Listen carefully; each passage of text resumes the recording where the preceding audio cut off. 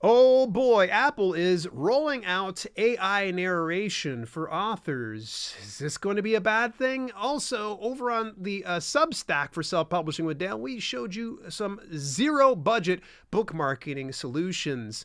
Also, I've given you a cheat code with the folks over at Story Origin. Also, KDP versus IngramSpark, why you don't have to choose either one of those. And of course, the Kindle Vella bonus pool maintains all that in today's news. So you want to make sure you stick around to the end to get all the goods. So let's just go ahead and switch it on over here to the appleinsider.com. It says Apple says it's committed to book narrators expanding AI reading anyway.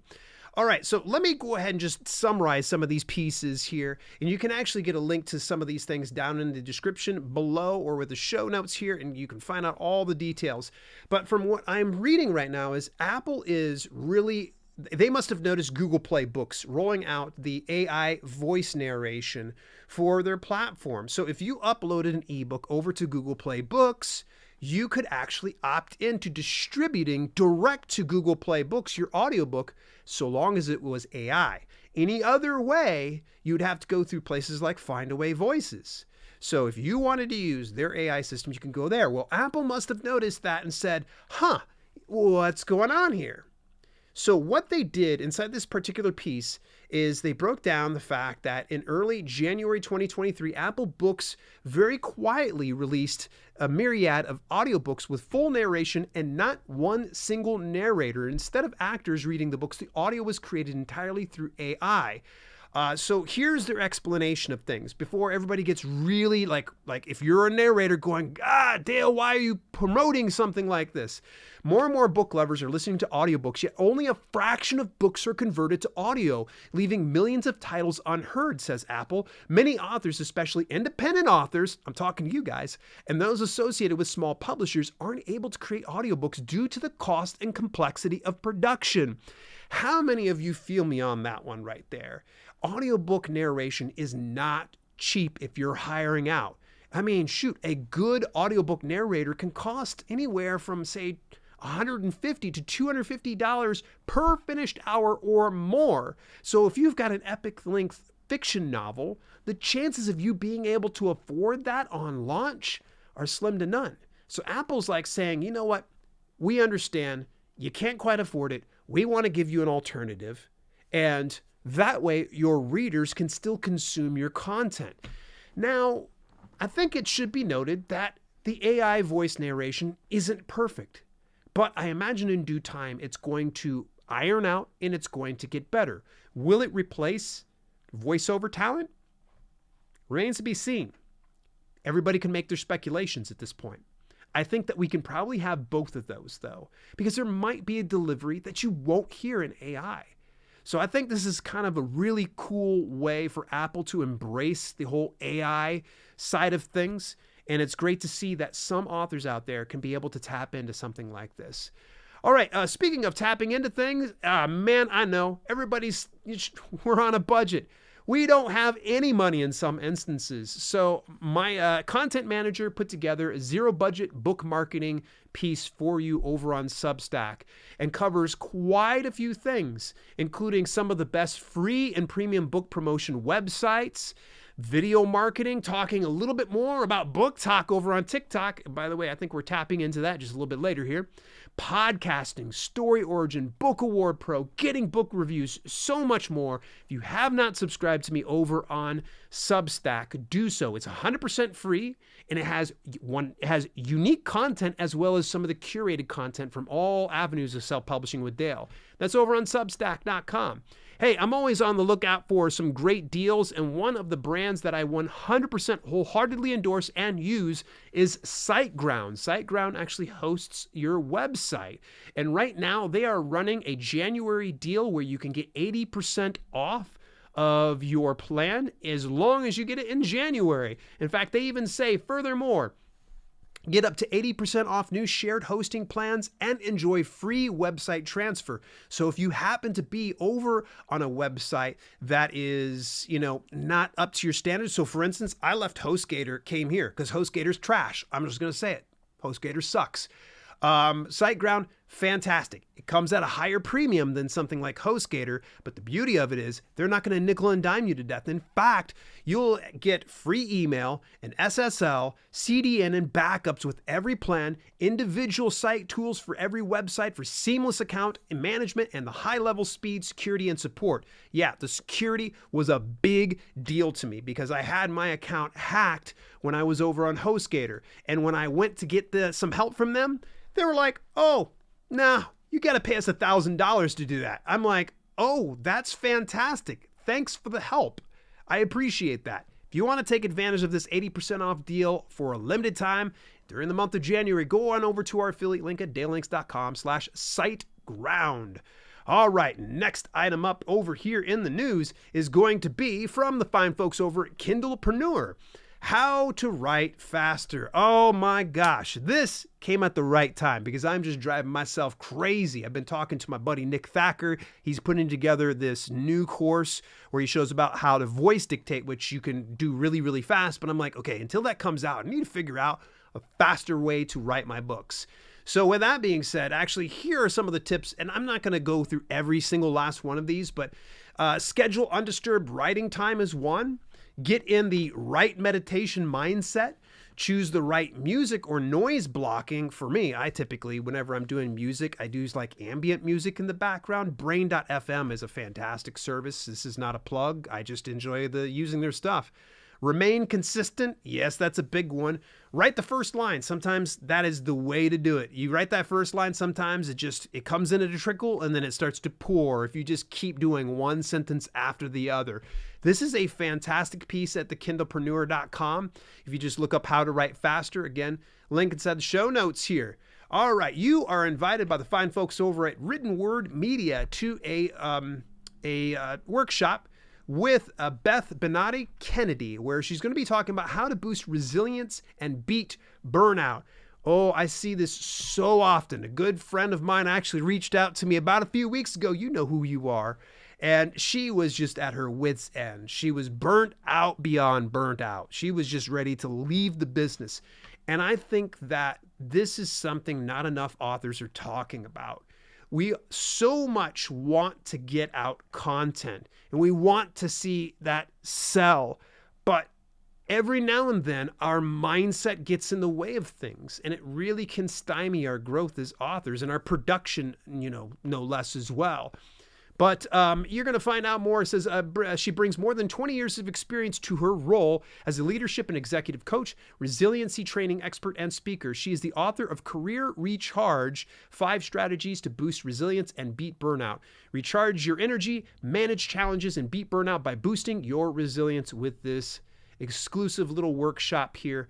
So I'm going to go ahead and move on to the next item from the fine folks over at Story Origin. I feel like I'm promoting myself because it's a featured post with me, as well as the founder of Story Origin, Evan Gao. Actually, Evan reached out to me early last year and said, hey, could you sit down and let's talk about, your experience with Story Origin. So I talk a little bit more about how I save a ton of time and money, how I find and vet reviewers for both my audiobooks and ebooks. I collect useful feedback from beta readers. In fact, the beta reading function is quite possibly my absolute favorite part of using Story Origin. That and getting the reviews as well. That's actually pretty cool. But we go in depth about it, and actually we go into some of the stats and some of my thoughts of using Story Origin and some of the areas that I like to tap into the most. You can actually find out this video over on Story Origin's YouTube channel. So all you'd have to do is just go over, look up Story Origin, and you can find that. All right, next item up here. Last week, we actually had a piece about the trends in 2023 from another platform, but now we've got one from Puffer Print. This is an offset publishing platform, so if you're interested in fulfilling your own orders, Jeremy over at Puffer Print can help you out. But the best publishing trends for self-published authors to explore in 2023, let me go ahead and cover some of these ones, and I think you're going to probably start to see something that I've said before. Author platform and online presence is important. They talk about some of the growing presence of social media sites and how you could leverage those. And one of those things that have come to the forefront over the past year has been the hashtag book talk over on TikTok. It is really blowing up so big that a company like Barnes & Noble decided to actually devote an entire page to books featured on Book Talk. Yeah. So this billion-dollar company in Barnes and Nobles, maybe it's not billion-dollar, but you get what I mean? This large corporation decided they're going to highlight these books. So this tells you that there's gold in them dar hills, if you will. So definitely don't fall asleep on things like TikTok. I anticipate over on my main channel, we're going to be doing some experiments with Book Talk and hopefully reaching out to some of these influencers to see if using Book Talk to promote a book is going to be a good return on investment. Next trends include audiobooks and podcasts are on the rise. Audiobook sales soared. Listen, folks, listen to this. This is amazing.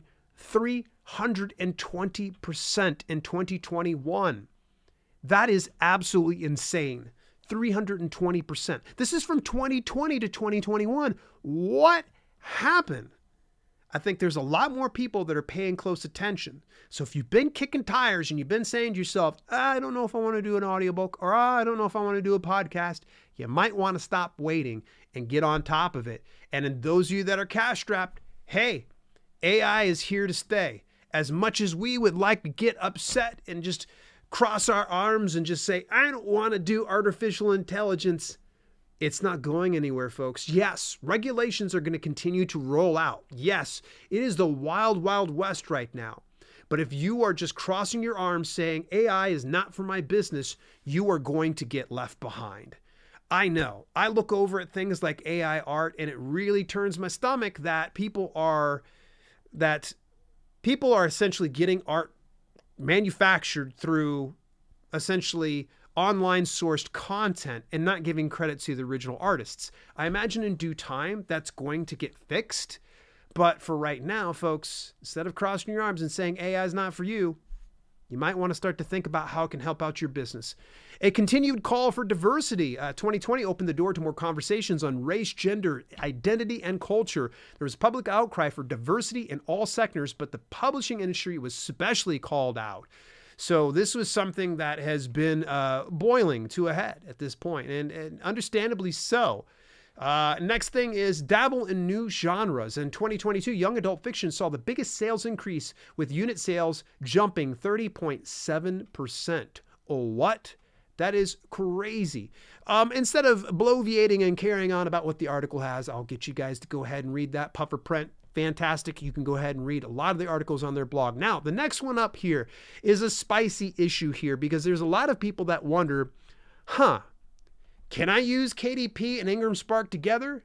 The answer is yes. And in fact, the Alliance of Independent Authors did an exhaustive piece on January the 18th covering the importance of using both of those models.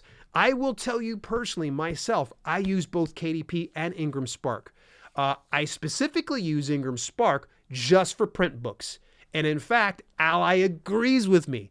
They don't really say, they're like, ebook distribution, maybe not so much. In this piece, though, they had shared one of the issues that you're going to typically run into when you're trying to publish to both platforms. Let's say you're wanting to do paperback version over on KDP, but you avoid expanded distribution because it's handled by Ingram.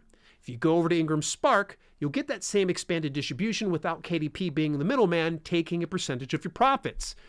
So with that being said, the biggest issue sometimes is, okay, what happens when I upload it and then I get rejected? Okay, so which comes first is the actual question.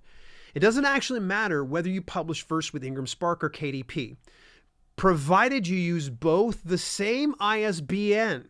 All right, your submission provided should meet all the publication's quality criteria. It should be accepted on both platforms without a hitch. Here's where a lot of people have some problems. There's occasionally some hiccups where you might try to submit it to a platform that says it's already in use. The most common cause of this is when an author ticks the expanded distribution box on KDP, which will disqualify it from being published on IngramSpark. Also common is inadvertently uploading the wrong ISBN, typically the one you've already used to set up the ebook edition. So if this happens to you, check that you have done neither of those things before proceeding on. Now, my opinion on this one right here, and this is where some people are like, actually, it doesn't. No, just hear me out on this one. I literally will go and open up KDP and I'll open up IngramSpark.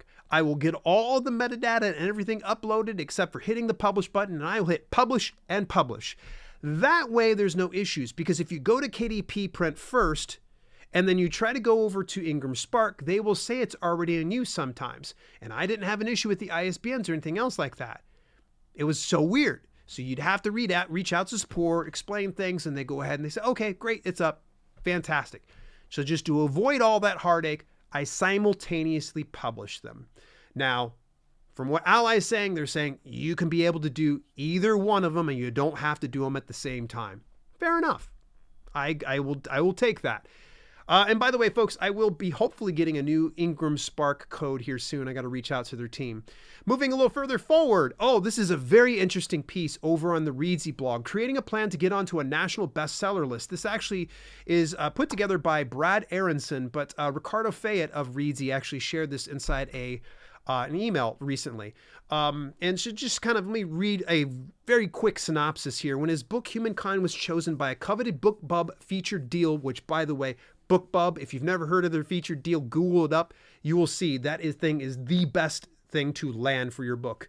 At any rate, he had landed in November 2022 and teamed up with Reedsy marketer Ricardo Fayette with one goal: leveraging the deal to land a national bestseller list.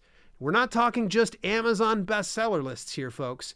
They're looking at the New York Times. They're looking at USA Today. They're looking at the Wall Street Journal. And they're saying essentially, like, from what I have heard in the past and from what this article is saying, in order to really land on any of those lists, you're going to probably need in excess of 10,000 downloads within a course of a week. That is a lot to sell, but it is super possible with something like a BookBub featured deal, because I had actually even spoken with a Book Rescue guest, Sarah Walday. She had run a BookBub deal and had an excess of over 20,000 downloads. Now, that was for a free one. If it was a paid one, I imagine it probably would have been significantly less, but nonetheless, you see that BookBub deal can change things. I would recommend you go through and read this piece over on Reedsy, because it is very insightful, sharing some other tactics beyond the BookBub featured deal. What could you be able to do to bring an additional traffic? Because just having that huge spike from BookBub is going to leave you out in no man's land for the algorithm over on Amazon. They don't like spiked sales. They like consistent sales, and that's something they discuss furthermore. All right, going a little further forward here, Kindle Vella just announced their December bonus pool, and it was $1 million, which oddly enough in November, it was $1 million as well. They are kicking the can further down the road. In fact, they said, additionally, we will compensate for free tokens redeemed at the 200 token bundle rate through March 2023. So originally they were getting, so some Kindle Vella readers are sometimes given free tokens. And my biggest gripe originally was it was free tokens, so you're not getting paid for it. Well, I didn't know this information was available on the KDP forum. I should have. It's on me. But either way, I come to find out that they were doing the 200 token bundle rate. Now, they kicked the can further down back in May, and then they did December, and now they've done it to March. So we'll see where this kind of leads us at this point. But it is a little concerning considering that October was over $1.1 million, actually $1,125,000 inside the Kindle Vella bonus pool. And we see it dip a little bit. So it's a little bit concerning. I'm hoping and I'm praying that they fix their recommendation engine. So that way, when a horror reader is reading horror, they're not recommended romance reads. And vice versa. If someone's reading romance and they're not into horror, they're not going to get served those type of things. The next thing is global distribution. Come on, Kindle Vella. KDP, give Kindle Vella team what they need. Global distribution. Let's get it out of the United States and beyond into the other regions, because there are readers and there are authors just waiting their turn here. And it's a great platform because I am a reader of Kindle Vella. I love it. I've actually spent quite a bit of money on Kindle Vella, and I will continue to do so because I like the format. Moving a little further forward here is a message here from Lulu. They're actually going to be doing a webinar, Growing Your Readership by Writing Series Fiction. Very funny that we're talking about the serial publication platform, but I think they're more talking about a series of like novels or books, if you will. But Kirsten Oliphant is going to be the webinar host, and Lulu's going to be hosting this. Please don't be confused, folks. I know sometimes you hear the word webinar and you think to yourself, oh my gosh, what are they going to sell me on? Nope. Lulu doesn't sell you on anything. They put out these things to help you guys and gals out. And speaking of helping you guys and gals out here, folks, did you know about my video on demand service? Oh yeah, quietly I rolled it out last year, but you're going to be hearing more about it because there's over 100 videos on demand that you will not find on YouTube or anywhere else. That's at the selfpublishinghub.com. You can get access to that for only $9.99 per month. You can start it anytime you like, and you can cancel whenever you like. There is a ton of great content and more content rolling out here in the new year. I will be sending out an email here relatively soon about the next video on demand series I'll be rolling out. It's going to be Amazon KDP for beginners. That is all the news. What did you think about some of these items? Was there a particular item that you enjoyed more than the other one? I know I'm excited about the things about AI, and I'm also nervous about it. Let me hear from you. Until later, this has been Self-Publishing with Dale, and I'll catch you in next week's news segment. Hey, thanks so much for tuning in. Special shout out to my channel members for both the podcast channel and the main channel.